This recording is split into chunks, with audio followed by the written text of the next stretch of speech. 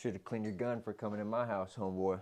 Today's video sponsor is Otis Technologies. Otis has been around for 20 plus years, supplying their products not only to civilians, but through military contracts. Otis, hands down, makes some of the best stuff on the market, so check them out. Welcome to Sons of a Frogman. My name is Hayden. You met Corbin, my brother, in the last video.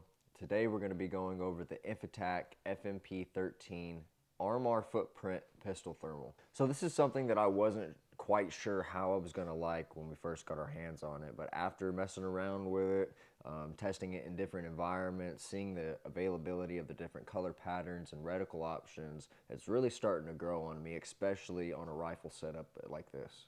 So this optic is Armor Footprint, so it has a mounting plate that the optic attaches to, and then that mounting plate is actually your Armor Footprint itself, which will mount to your Armor cut slides or any sort of scopering mount like this Monstrum Tactical that we have here, which I think is a really cool feature. Another really cool aspect about this optic is that the fact that it's shake awake.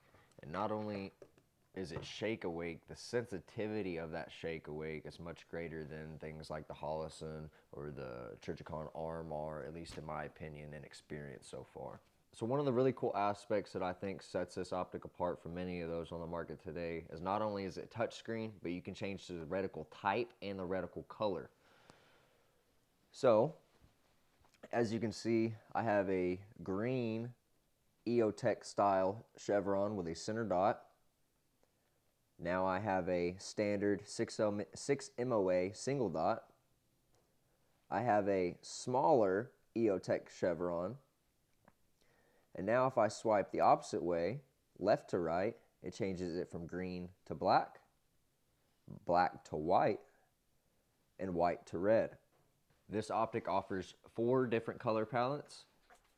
You have standard white hot, you have black hot, you have yellow hot, and then you have a green hot. So one of the most common questions that we've got about this optic is the reflection on the screen in different lightings.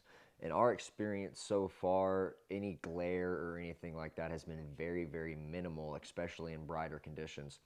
However, if you do run into this issue, this optic does have a brightness setting that we can dial it back down if we need to. Arguably, one of the biggest concerns about this optic has been the field of view.